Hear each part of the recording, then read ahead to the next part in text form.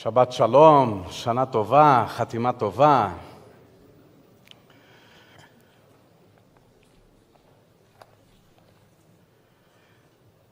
Todo mundo sabe aqui como a Torá se inicia, não? Imagino que sim. Eu não estou falando da obra da criação, estou falando da primeira história que aparece na Torá. A Torá se inicia com essa antiga visão dos hebreus sobre um mundo planejado por Deus, criado por Ele, aparentemente perfeito, um paraíso, onde o ser humano é posto para cultivar e para cuidar daquele jardim. Só tinha uma regra: não comer do fruto da árvore que estava no meio do jardim, a árvore do conhecimento do bem e do mal. Se a gente conhece essa história, a gente sabe também que rapidamente o ser humano tropeçou nessa regra. E assim, conta a Torá, ele perde o direito de viver naquele paraíso. Alguns chamam isso de punição divina, chamam de expulsão do paraíso. Será? De fato, a Torá usa dois termos diferentes para se referir a esse momento. Em Bereshit 3:23, está escrito: e o eterno Deus enviou o ser humano do Gan Eden. No verso seguinte, a Torá diz: e de lá expulsou o ser humano. Cabe a gente escolher qual visão a gente quer. Deus envia a gente do Gan Eden, do paraíso, ou Ele expulsa a gente do Gan Eden? Mesmo que a gente pense que se trata de uma punição, e portanto uma expulsão, a gente precisa entender que de toda forma, os dois verbos não conversam muito bem. Enviar do paraíso é bem mais leve do que expulsar o ser humano desse paraíso, não? Além disso, a Torá conta que Adão e Havá tinham se escondido da divina presença. Vocês se lembram disso? Eles se escondem depois que comem o fruto. Por que eles se escondem? Quem sabe? Porque eles estavam envergonhados. Por quê? Porque estavam nus. Eles percebem pela primeira vez que eles estão nus e eles têm vergonha da divindade, se escondem da divindade. E antes de decretar a tal saída do paraíso, o texto da Torá, 2 versículos antes, diz: o eterno Deus, então, fez para eles túnicas de pele de animal e os vestiu, antes da expulsão. A primeira coisa que Deus faz, antes da tal punição pelo seu erro, a divindade cuida do ser humano. Ele acolhe a angústia e o constrangimento e a vergonha daquele ser humano, antes de expulsar ou enviar ele embora do paraíso. É como se a divindade dissesse: você, humano, não tem por que se envergonhar. Você não precisa se esconder de mim. O seu erro é uma coisa, ok, existe um erro. Vai ter uma consequência. Mas isso não significa que eu não amo a minha criação. Isso não significa que eu não vá proteger você, que eu não vá cuidar de você. E por isso está aqui, túnicas. É esse o problema? Você está se escondendo de mim porque você está nu? Aqui estão túnicas. Eu vou tirar você do paraíso? Vou tirar você do paraíso. Existem consequências. Na segunda história da Torá, logo depois dessa, acontece o primeiro assassinato. Essa Torá não começa nada bem. É transgressão daqui, é transgressão de lá. Caim mata o seu irmão Hevel. O texto divino diz que Deus, Ele mesmo, amaldiçoa Caim. Mas o texto também diz que Deus fala: ai daquele que ousar matar Caim. Essa pessoa que fizer isso vai ser vingado 7 vezes. Ao mesmo tempo que existe uma punição para Caim, existe também uma ideia de que, peraí. Quem tem direito aqui de tirar a vida um do outro, sou eu, a divindade. Então, ai de vocês. Mas a humanidade toda descende desse Caim aos olhos da Torá. É essa humanidade toda que é chamada naquele primeiro momento, não se vinguem daquilo que aconteceu no passado. Na terceira história da Torá, calma, eu não vou contar a Torá toda, pode ficar tranquilos. Se bem que a gente tem o dia inteiro, pelo que eu ouvi dizer. Isso aqui não é um Reader's Digest com os melhores da Torá, não é isso?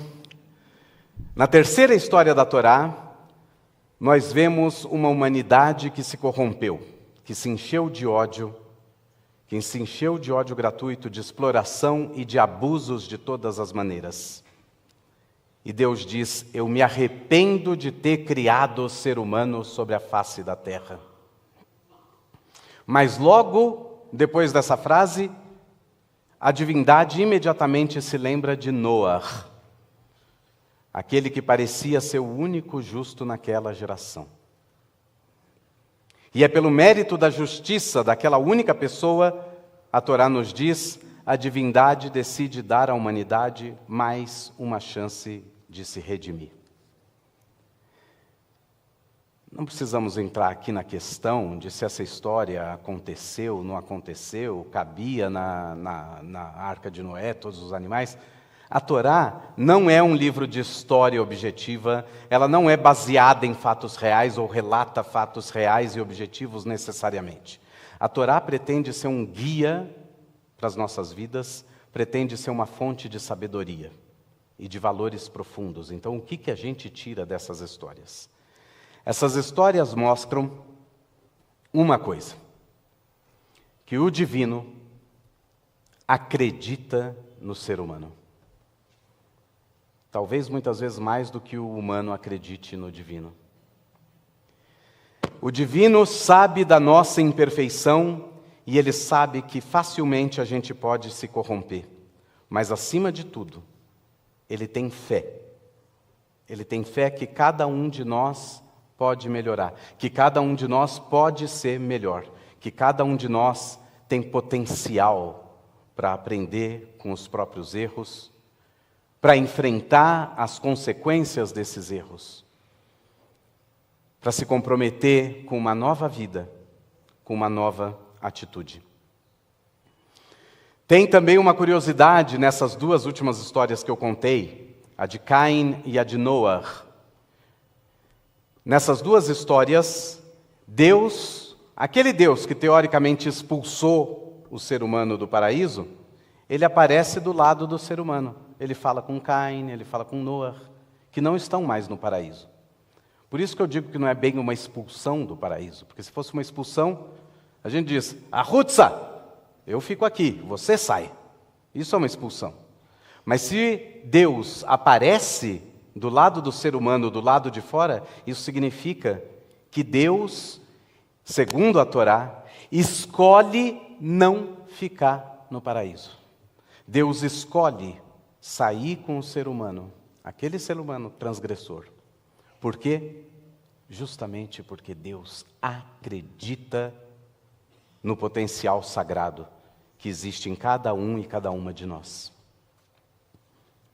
No Pirkei Avot, a ética dos pais, Shammai nos ensina: receba e cumprimente a todos com um sorriso, com uma cara boa, diz o Pirkei Avot, Besever panim yafot. No mesmo tratado, nós aprendemos de Yoshua ben Perachia, julgue a todos de maneira favorável, dando-lhes o benefício da dúvida. Quando alguém comete um erro, não parta do pressuposto de que ele fez de propósito. Não, ele deve ter errado sem querer. Dá o benefício da dúvida, busque entender qual foi esse erro.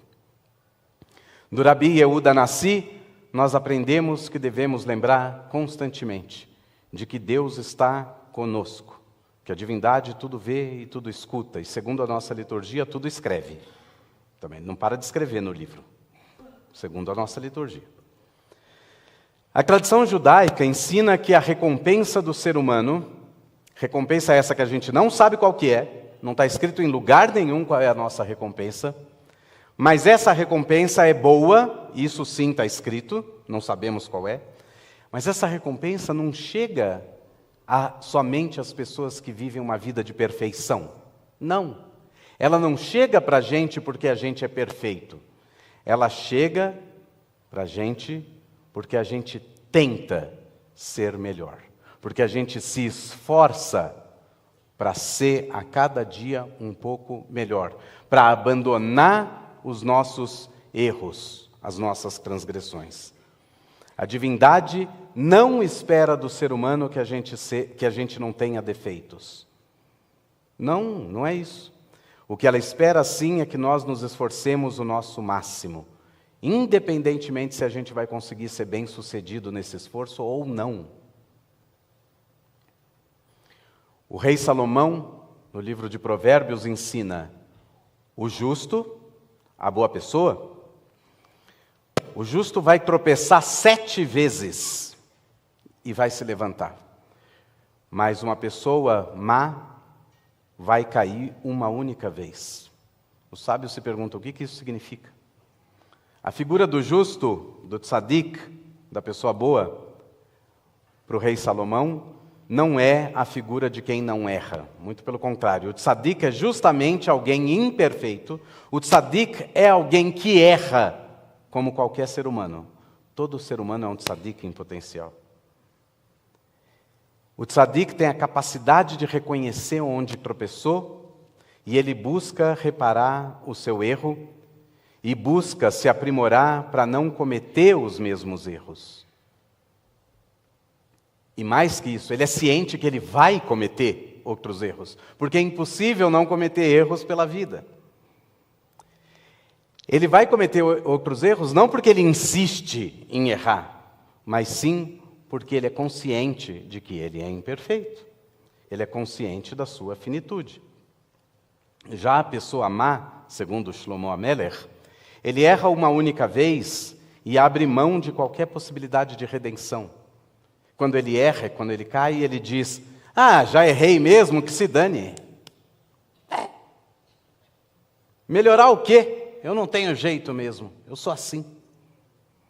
Essa pessoa não vai cair de novo, não vai, porque ela optou nunca se levantar.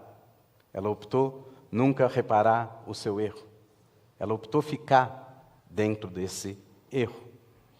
A diferença entre o tzadik e o rachá, então, segundo o rei Salomão, não está nos erros que eles cometem. Os erros são exatamente os mesmos.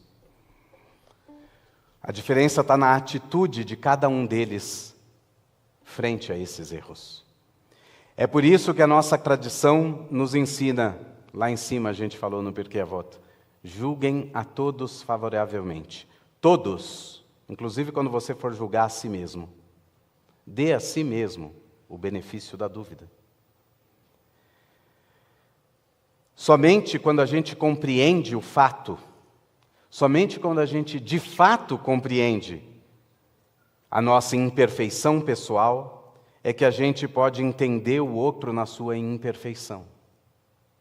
Se a gente não entende que a gente é imperfeito, se a gente acha que nós somos o máximo, nunca erramos, nós somos os melhores, os mais corretos, tudo que a gente pensa, tudo que eu faço, tudo que eu sinto, está acima do bem e do mal. Se eu faço assim, coitado do outro. O outro não tem chance, ele está sempre errado. E todo erro dele é um erro imperdoável. Por quê? Porque eu me tornei arrogante. E eu me vejo unicamente como o único certo. Então, cada um de vocês não tem chance diante do arrogante. Não tem chance. Porque todos esses erros não são dignos do bom olhar, não são dignos do perdão. O arrogante, ele é incapaz de perdoar. Para o arrogante, o erro do outro é sempre imperdoável. E por isso ele julga no mais alto rigor. Ele não julga favoravelmente. Os nossos sábios se perguntam quando nós somos autorizados a julgar os demais, ou se somos autorizados. A resposta é quase jocosa, diz o Talmud. Julgar o outro? Quem disse que o teu sangue é mais vermelho que o dele? Vocês são todos iguais. Todos iguais. O judaísmo diz que a gente só pode julgar alguém de verdade quando a gente estiver no mesmo lugar e no mesmo contexto de vida, exatamente na mesma situação do outro. E como isso é impossível estar exatamente na mesma situação do outro, então a gente nunca poderia julgar ninguém, ou pelo menos não julgar com todo esse rigor.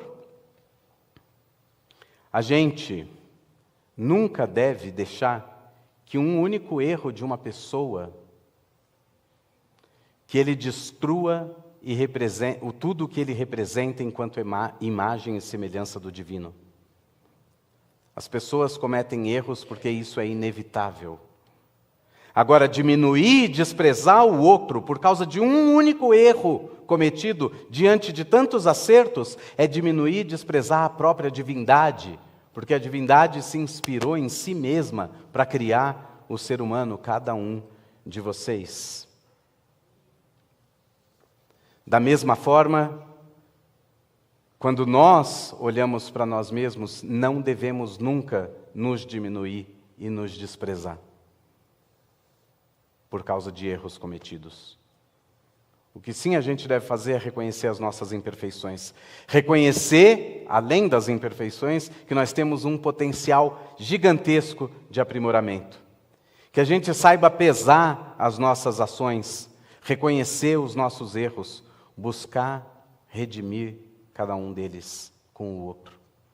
Que a gente assuma o compromisso de não mais cometer os mesmos erros, mesmo sabendo que outros erros diferentes virão.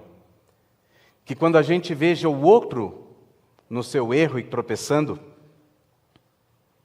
que a gente possa ajudar ele a se reerguer, porque ele, assim como eu e como você, também erra e também tem potencial de se aprimorar.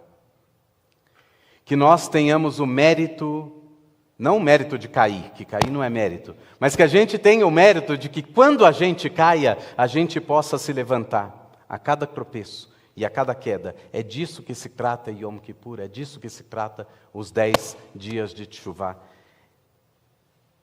Que a gente tenha o mérito de se reerguer, de voltar a caminhar e de insistir nessa estrada chamada vida. A gente lia mais cedo, Bahartá Bahaim, escolham pela vida, a gente leu na Torá.